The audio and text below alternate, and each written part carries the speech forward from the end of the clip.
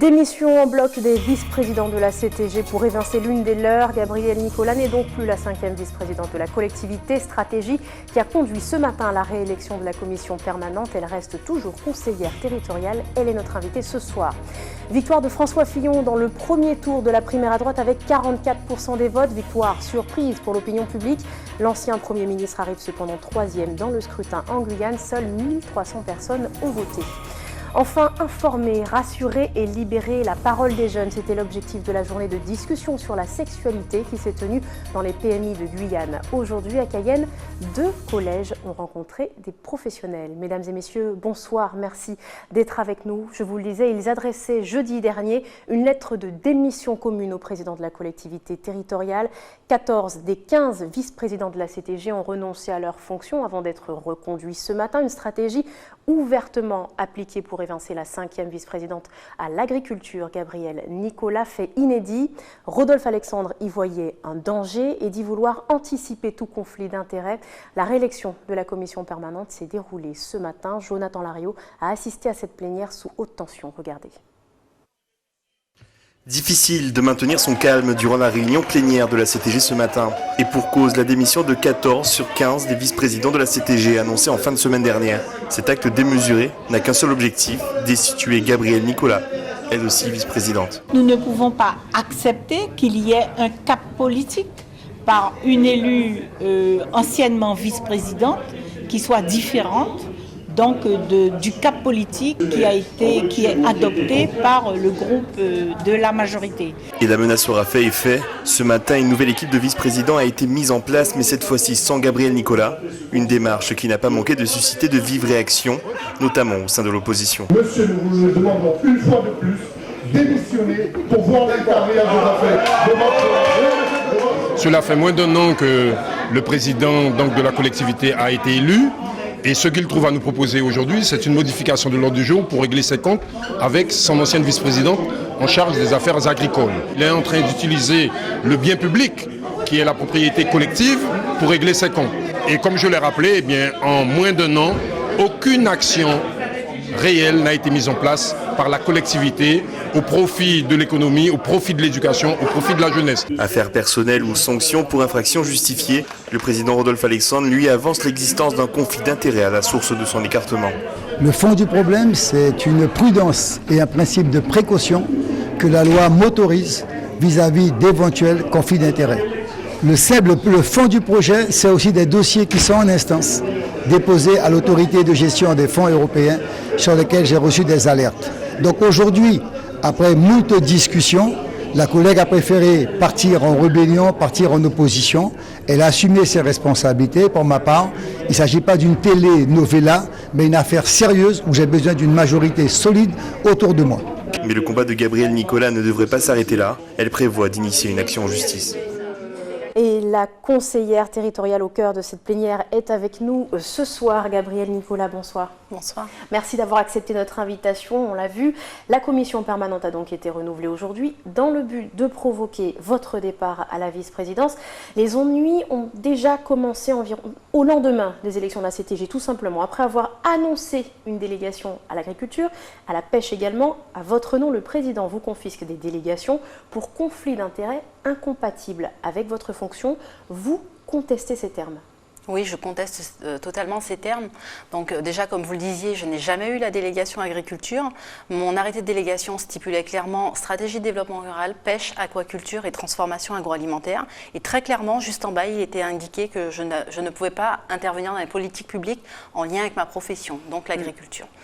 Donc à partir du moment où je n'avais pas la délégation, non seulement le motif du conflit d'intérêts n'était pas valable, mais en plus, alors que j'avais déjà démissionné de quasiment tous mes mandats, à part la Chambre d'agriculture et la PAPAG, je n'avais plus intérêt à démissionner de la Chambre d'agriculture.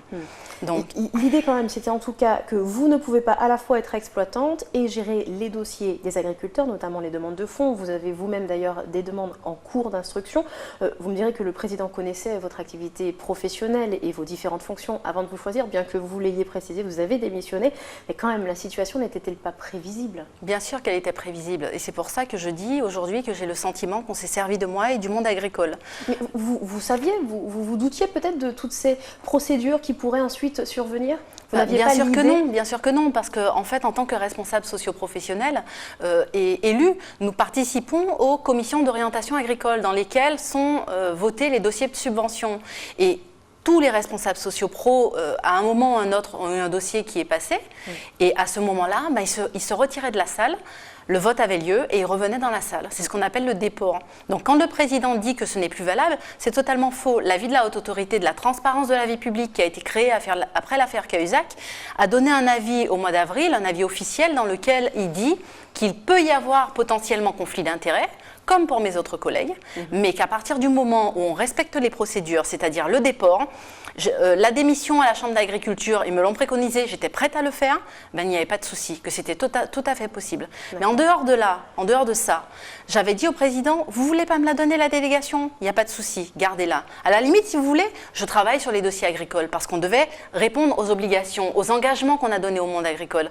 Et au début, il m'avait dit, ok, devant témoin, devant le président des jeunes agriculteurs, dans son cabinet, et puis après, il a fait marche arrière. Pour quelle raison, je ne sais pas. Voilà, pourquoi vous a-t-il choisi finalement? Pourquoi est-ce que vous, Gabriel Nicolas, vous avez été choisi pour représenter le monde agricole et finalement on se rend compte que ça ne marche pas? En fait, quand il m'a sollicité pour rejoindre sa liste, il m'a dit très clairement qu'il avait besoin de mes compétences dans le domaine du développement agricole et qu'il n'avait personne de ce niveau-là et surtout pour représenter le monde agricole. C'est une question de vote, une question de nombre d'électeurs? Pour moi, aujourd'hui, oui. Moi, je pensais sincèrement que c'était pour relever un challenge. Je pensais sincèrement que quand il m'a sollicité pour ça, c'était vraiment parce qu'on avait beaucoup d'ambition pour l'agriculture en Guyane. Il en a d'ailleurs fait sa priorité numéro 1 pendant la campagne électorale. Et c'était vraiment, selon moi, ça, l'ambition. Après, je me suis rendu compte que finalement, c'était peut-être justement pour avoir des votes du monde rural. En octobre dernier, Rodolphe Alexandre vous demande de démissionner. En tant que vice-présidente à la CTG, vous hésitez, finalement non. Vous vous renseignez, vous l'avez évoqué tout à l'heure auprès de la Haute Autorité pour la transparence de la vie publique. En tout cas, le président est ferme, pas de délégation sur l'agriculture pour Gabriel Nicolas, dit-il cette fois pour anticiper un éventuel conflit d'intérêts. Les termes sont de plus en plus flous. Alors finalement, Gabriel Nicolas, d'où vient le problème? Est-ce que c'est une question politique ou est-ce que c'est une question de personne? C'est juste une question de personne. Et même pas de personne entre le président et moi, parce que si on devait s'arracher le chignon, ça aurait été avant. C'est son entourage, en fait, très proche, qui fait pression sur lui. Et c'est comme ça que les soucis ont commencé entre nous. Voilà. J'ai créé des jalousies, je l'ai fait, enfin voilà, moi je suis arrivée là avec toute ma bonne volonté et mon seul objectif c'était de développer l'agriculture et de répondre à nos engagements, c'est tout. Après qu'il y a des problèmes de personnes, ça peut se concevoir, je peux l'admettre, je suis une femme, donc forcément en tant que femme et entre femmes on se crée parfois des jalousies. On aurait pu mettre ça à côté et continuer à travailler pour le développement de la Guyane. Et je suis épatée quand j'entends Mme Sierder dire que je n'avais pas le même cap politique qu'eux, parce que j'ai toujours gardé le même cap politique qu'eux. Jusqu'à présent, j'ai le même cap politique qu'eux. Sauf que, de fait, quand on me salit publiquement, quand on envoie des SMS diffamatoires sur moi, et que les journalistes arrivent à avoir ces SMS dans la main, forcément, je suis obligée de répondre. Je ne peux pas me laisser salir. En fait, c'est ça. Exactement. C'est la forme qui a gêné, c'est les conflits entre personnes qui ont produit cette situation quand même inédite. En tout cas, parmi les 14 vice-présidents démissionnaires, certains se disent gênés par la démarche, mais ne souhaitaient pas non plus s'opposer au groupe. Pour vous, c'est quand même une forme de trahison? Alors, je ne considère pas que c'est une trahison. C'est juste, ce sont juste des gens qui n'ont pas beaucoup de courage. Trahison envers moi, je ne représente rien pour eux. Celui qui représente pour eux, c'est le président, parce qu'ils ont tout intérêt à être avec lui plutôt qu'être avec moi. Il y en a que je considérais comme des amis. Je pensais que nous étions proches et que nous partagions certaines valeurs. Et le fait que ça se soit passé comme ça jeudi, que personne ne m'ait même passé un coup de fil pour m'expliquer, bon écoute, il y a ça qui se passe, on te prévient, mais on n'a pas le choix, on est un peu... J'aurais compris. Juste ça, juste un mot. Mais rien, le silence total. Et j'ai trouvé ça vraiment, vraiment très, très fort de leur part. Il y a eu des échanges quand même ce matin, mais dorénavant, quels seront vos échanges avec le président, vos rapports avec le président? Moi, je ne suis pas quelqu'un qui rentre en conflit pour rentrer en conflit. Donc quand je viendrai siéger à l'Assemblée plénière, je viendrai, comme je le fais toujours, en analysant les dossiers à l'avance et je donnerai mon avis sur les dossiers. Si ça va dans le bon sens, je validerai. Si ça ne va pas dans le bon sens, je m'opposerai. Un peu comme j'ai fait pour le pacte d'avenir où je me suis abstenue lors du vote. Ce sera strictement professionnel. En tout cas, aujourd'hui, comment est-ce que vous envisagez l'avenir? Vous évoquiez un recours en justice. Oui, effectivement, parce que je suis épatée par ce qu'a dit le directeur général des services de la CTG. On m'avait parlé de ce document et en fait, qu'ils disent que le conflit d'intérêts est avéré, ça veut dire que j'ai fait quelque chose de pas normal, de pas honnête, de malhonnête même, je dirais. Et je n'admets pas ça. Je n'admets pas qu'on me dise que j'ai été dans une situation de conflit d'intérêts avéré, parce qu'à aucun moment, je n'ai ni participé à une instruction, ni participé à une commission qui devait orienter ces fonds. Effectivement, pour l'organisation de producteurs que je présidais, et on m'a obligée à démissionner de cette organisation de producteurs, parce que sinon, ils ne signeraient pas les notifications et donc je mettais en péril la salariée de la Papaye et donc elle et sa famille. Donc je n'avais pas le droit de faire ça et c'est pour cela uniquement que j'ai démissionné parce que sinon je n'aurais pas démissionné. Alors aujourd'hui on voit ce qui se passe, on parle de votre situation à vous et de ce conflit, mais pour vous, à vos yeux, quel est l'avenir pour l'agriculture en Guyane? Alors, moi, ce que je vais continuer à faire de mon côté, c'est travailler, comme je l'ai toujours fait, pour le développement de l'agriculture. À une moindre échelle, parce que travailler, quand on est élu à la Chambre, on a déjà pas mal de visibilité, de moyens d'action, mais on n'a pas beaucoup de moyens financiers. Donc, je vais continuer à œuvrer comme je l'ai fait. Là, on a redressé la Chambre d'agriculture. Bientôt, on va mettre en place une maison de l'agriculture pour les agriculteurs. On a embauché de nouveaux conseillers. On va continuer ce travail. J'espère simplement que ces difficultés, parce que quand je vois comment ils agissent, je me dis, mais ils vont chercher à nuire à la Chambre d'agriculture. Ils vont chercher peut-être à me nuire à moi personnellement et également à ma famille, ce qu'ils ont déjà commencé à faire. Donc, j'espère simplement que toutes ces personnes qui me veulent du mal, finalement, parce que ça ne peut être que ça ne s'explique pas autrement, il n'y a pas d'explication logique à cet acharnement, qui prennent bien garde parce que je ne me laisserai pas faire. Merci beaucoup Gabrielle Nicolas d'avoir répondu à nos questions. Merci à vous. On poursuit avec le pacte d'avenir. Nous vous en parlions la semaine dernière. L'État avait fait connaître sa disposition à signer le document dès demain.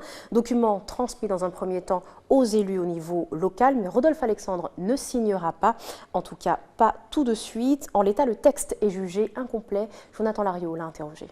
Pour être très clair, nous demandons qu'il y ait une annexe, qu'il y ait un ajout financier qui puisse véritablement stipuler au moins les 3 lycées, Saint-Laurent, le financement, Saint-Laurent, par l'État, par de dispositifs, sur le lycée de Saint-Laurent, de Macouria et de Maripasoula et les 4 autres collèges. Ces dispositifs avaient été soit retirés ou soit non présentés et pour nous ils apparaissent essentiels avec d'autres priorités. Il ne s'agit pas de faire de la galéjade, il ne s'agit pas de faire de la flagornerie, il s'agit de poser l'avenir de la Guyane. Et je crois que j'ai été entendu à Paris, la formulation telle qu'elle avait été présentée ne nous satisfaisait pas. Donc nous avons demandé uniquement de reporter. Des réunions ont eu lieu tout dimanche et tout samedi à des heures très lourdes et donc je m'apprête donc à me rendre demain après-midi auprès de la ministre des départements Outre-mer à rencontrer les directeurs de cabinet de Matignon, de Médétom et de l'Élysée pour que véritablement on arrive à une solution commune. Je ne brade pas la Guyane. Qu'on arrête de faire croire qu'une signature d'un pacte, c'est un simple élan d'une main qui pose un stylo. Il faut qu'on pose la responsabilité, les plus-values, les tenants et aboutissants sur les années à venir. Aujourd'hui, l'Europe diminue sa dotation, l'État diminue sa part. Donc il est important qu'à la parole donnée par le président de la République, la parole soit maintenue. Revenons à présent sur le scrutin de la primaire à droite. François Fillon et Alain Juppé sont donc les candidats du second tour. 44,2% pour François Fillon, 28,3% pour Alain Juppé. Nicolas Sarkozy, lui, est hors jeu. Des résultats qui ont créé la stupeur partout en France. En Guyane, toutefois, c'est Alain Juppé qui arrive en tête des votes avec 654 voix en sa faveur, soit 42% du scrutin. En tout, seuls 1300 électeurs se sont rendus aux urnes samedi en Guyane. Caroline Alcide et Stéphanie Puglisi. Ce n'était pas la foule des grands jours dans certains bureaux de vote, mais beaucoup comme cette dame ne manqueraient pour rien au monde ce rendez-vous électoral, prémisse de la présidentielle. Un enjeu important et pourtant adhérents et sympathisants de la droite et du centre ne se sont pas pressés dans les 26 bureaux de vote du département. Au terme de ce premier tour, il n'était que 1392 à avoir glissé un bulletin dans l'urne Et c'est Alain Juppé qui a été plébiscité avec 47% des voix, soit près d'un votant sur 2. Il devance Nicolas Sarkozy avec 26% et François Fillon 20%. Bruno Le Maire et Nathalie Kosciusko-Morizet ont respectivement 2%. Jean-François Copé et Jean-Frédéric Poisson 1%. Ce que représente Nicolas Sarkozy comme ancien président, pour moi, c'était l'homme qui semblait apporter des réponses concrètes par rapport à la problématique du monde et de la France. Malheureusement, ce message n'a pas été entendu par l'ensemble des électeurs, malgré des appels, les mobilisations, les meetings. Je suis vraiment triste. En tête sur le plan national, François Fillon pourrait avoir été sanctionné par les électeurs guyanais pour ses propos sur la colonisation qui visait, selon lui, à partager la culture. À Paris, depuis ce matin, François Ringuet, porte-parole officiel d'Alain Juppé, a reçu les consignes pour le deuxième tour. Pour le maire de Kourou, il s'agira de conforter l'avance du Juppé face à Fillon et certainement augmenter la participation pour mettre toutes les chances de son côté. Trafic interrompu au 8e jour de grève d'une partie des agents de l'UTG au sein de la régie communautaire des transports. Mais cette fois, ce sont les non-grévistes qui montent au créneau. Ils ont fait valoir leur droit d'alerte aujourd'hui et n'ont pas assuré le service, une manière de protester contre une grève axée uniquement sur le départ du nouveau directeur selon eux. Écoutez plutôt les explications d'un porte-parole des salariés non-grévistes. Ces gens, 9 personnes, ne peuvent pas bloquer 130 personnes. C'est pas possible. Ils ont des revendications. Il y a eu un droit de retrait qui s'est fait pendant un mois. Ils n'ont pas bloqué. Ils ont négocié sur les points. Qu'ils négocient, mais qui ne bloquent pas, qui nous empêchent de travailler. On est derrière le directeur. On nous dit que c'est un blanc, c'est un métro. On veut nous amener dans quoi? On nous dit qu'on a des chaînes dans nos têtes. On ne veut pas de ça aujourd'hui. En 2016, arrêtez de nous dire ça, cette guerre de blanc et de noir. Le monsieur, il est venu pour nous aider, il est venu pour travailler. Aujourd'hui, une chose qui doit être très claire. Les gens doivent rester à leur place. Ceux qui viennent pour travailler, qu'on les laisse travailler. Nous avons décidé aujourd'hui de ne pas faire les bus sortants.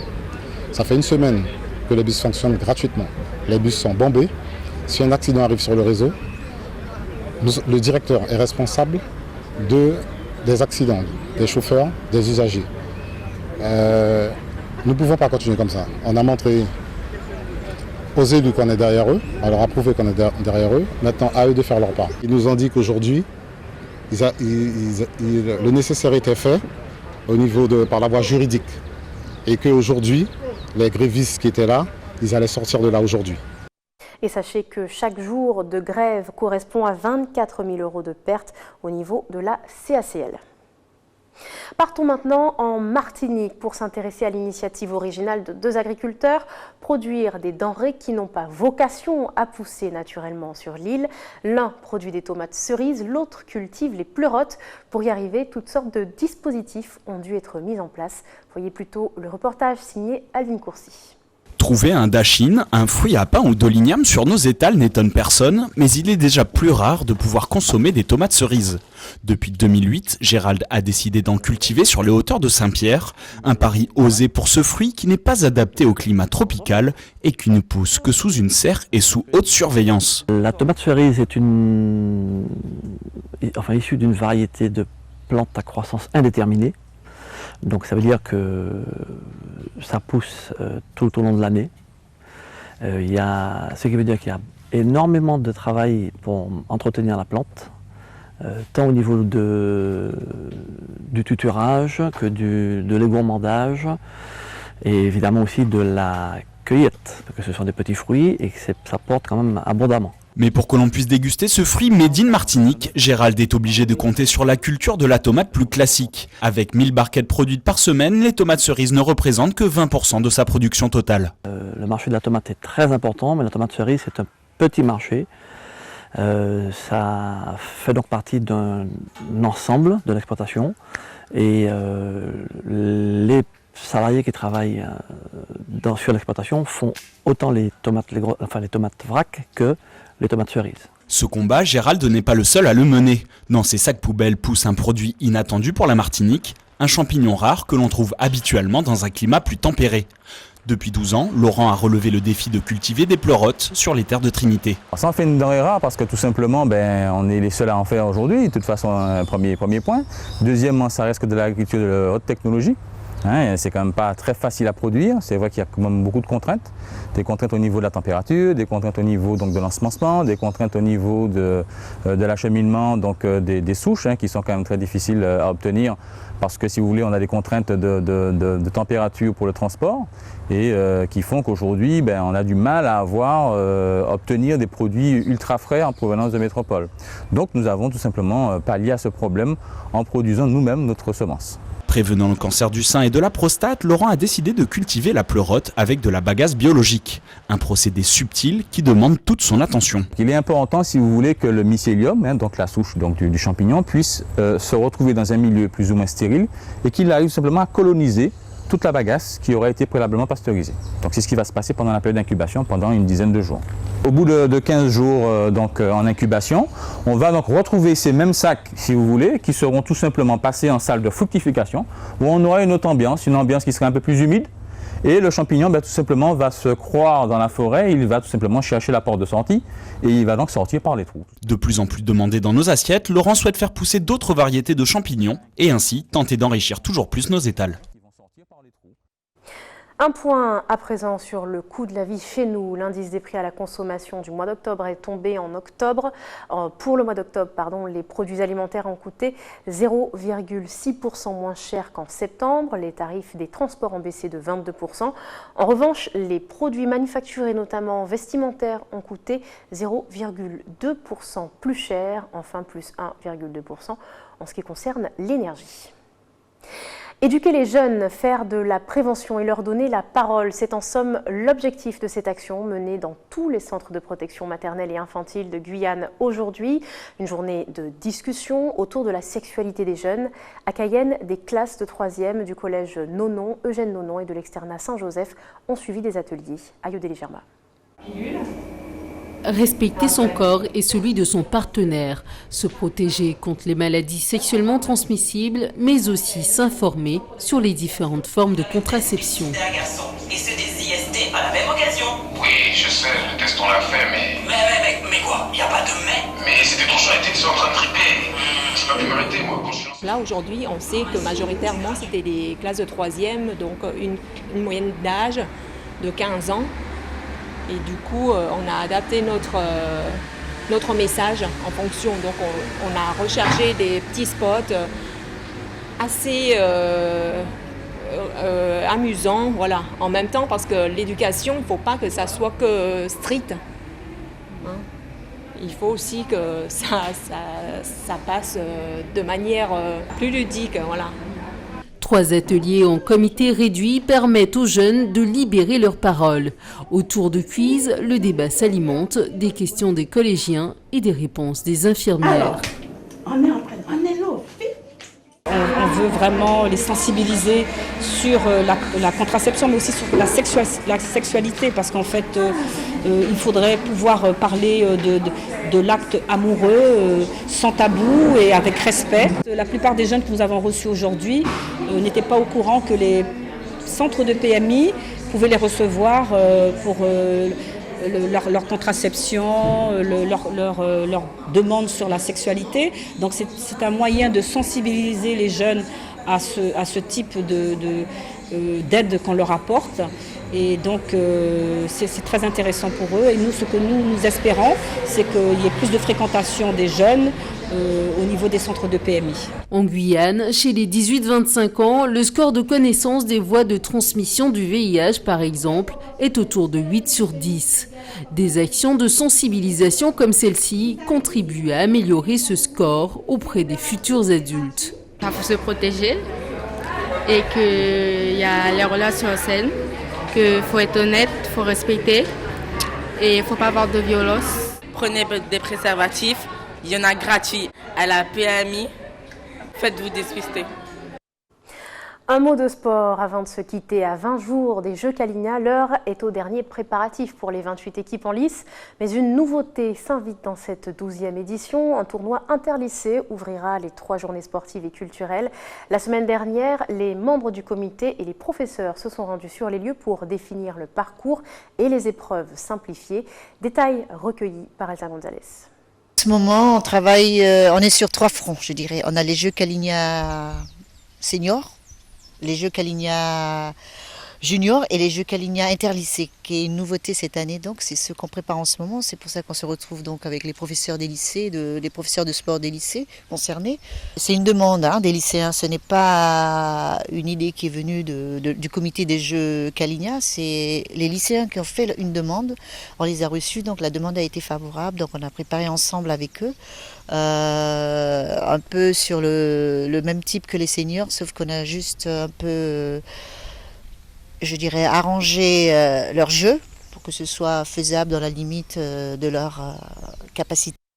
Ainsi s'achève votre journal. Avant de se quitter, je vous rappelle les principaux titres à retenir. La démission en bloc des vice-présidents de la CTG pour évincer l'une des leurs. Gabrielle Nicolas n'est donc plus la 5e vice-présidente de la collectivité stratégie qui a conduit ce matin à la réélection de la commission permanente. Elle reste toutefois conseillère territoriale. Victoire de François Fillon dans le premier tour de la primaire à droite avec 44% des votes. L'ancien Premier ministre arrive cependant 3e dans le scrutin en Guyane avec Alain Juppé en tête des votes. Seules 1300 personnes se sont rendues aux urnes. Enfin, informer, rassurer et libérer la parole, c'était l'objectif de la journée de discussion sur la sexualité des jeunes qui s'est tenue dans les PMI de Guyane. Aujourd'hui, à Cayenne, les élèves de 2 collèges ont pu y participer. Merci de nous avoir suivis. Dans un instant, le 20h de TF1, puis vos programmes continuent sur votre antenne ATV Guyane. Très bonne soirée à vous. À demain même heure.